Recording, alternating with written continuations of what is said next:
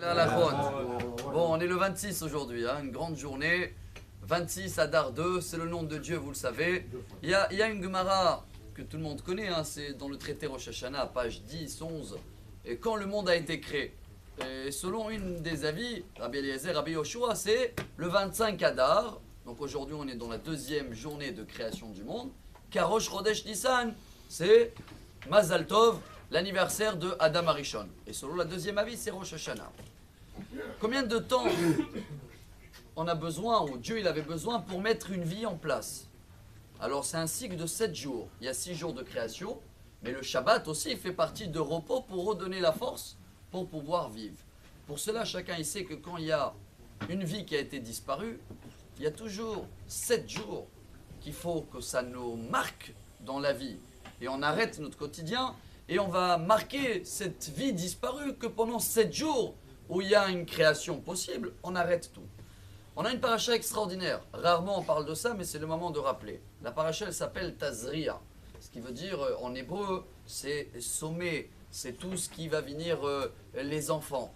Et beaucoup se demandent cette question, parce que la Torah elle dit, dès qu'il y a un enfant qui est venu au monde, Mazal Tov, le couple est interdit pendant 1 semaine.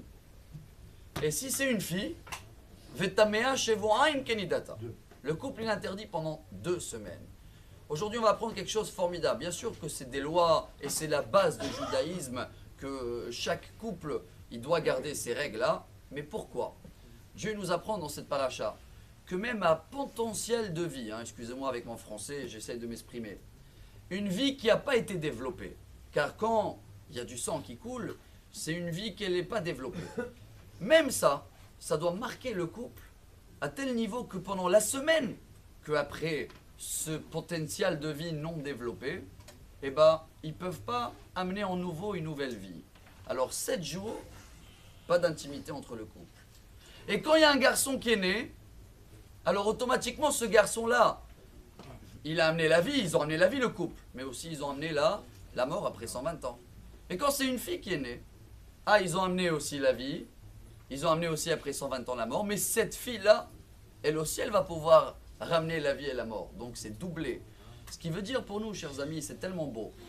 Si ça va faire forcer même une personne pour garder d'abord ses règles de Nida, mais en plus, regardez comment Dieu dit, si on veut redémarrer le cycle pour pouvoir amener une nouvelle vie au monde, regardez les 7 jours de création du monde, et bien après on va retourner comme un bébé dans le ventre de sa maman. On doit être entouré de l'eau, sans rien qui sépare.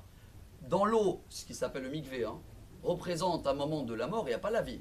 Mais dès que cette femme-là ou cet homme-là va sortir du mikvé, hop, nouvelle naissance. À partir de là, on peut redémarrer, essayer d'amener une nouvelle vie au monde. Regardez comment Dieu y crée tout le monde, comment c'est beau, comment on doit nous apprendre. Ce sera dans les règles de deuil. Il y a une semaine de Avelout, mais même quand il y a une âme qui n'est pas descendue, même ça doit marquer pour pas pouvoir amener une nouvelle âme pendant cette période-là. Que ça nous reforce un peu de comprendre que toutes les règles sont divines. Et si aujourd'hui on est le 26, que le nom de Dieu va nous faire accompagner partout pour voir la grandeur de Dieu. Bonne journée. Amar Rabbi Elazar, Amar Rabbi Hanina.